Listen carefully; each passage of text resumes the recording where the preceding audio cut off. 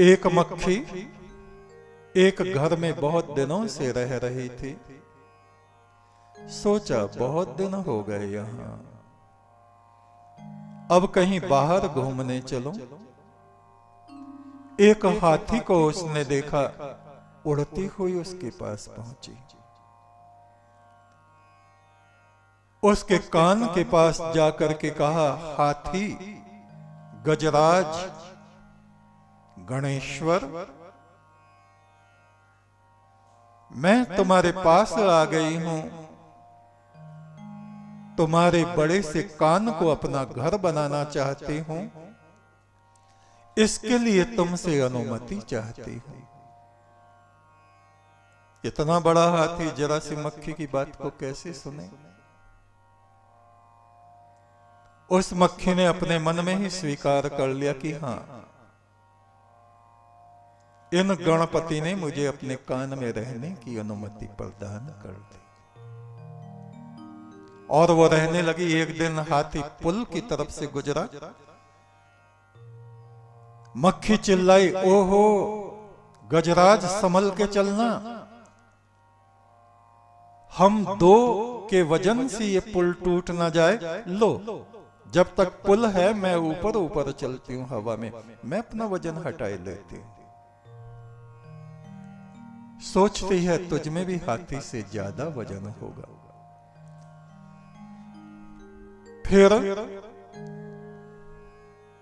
एक दिन कहा हाथी से, अच्छा मुझे बहुत दिन हो गए तुम्हारे साथ रहते, अब मैं दूसरी जगह जाना चाहती हूं। तुम्हारा धन्यवाद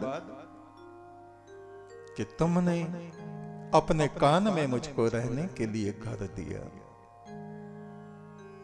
मक्खी ने उसका धन्यवाद किया और उड़ गई।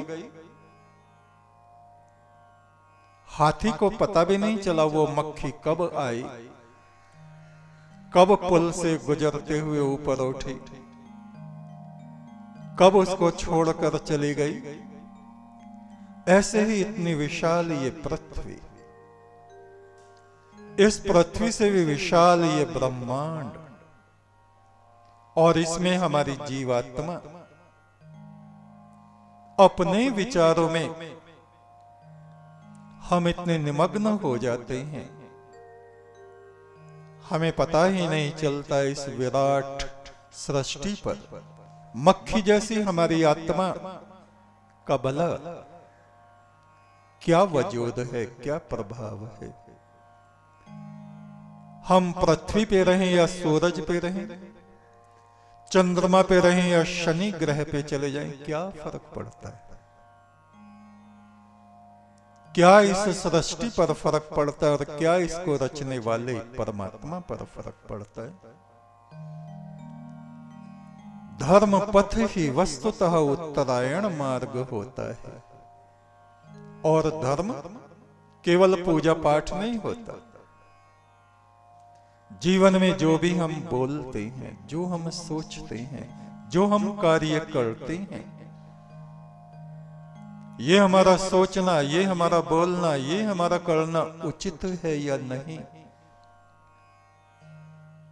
यदि उचित है तो हम उत्तरायण में हैं, और यदि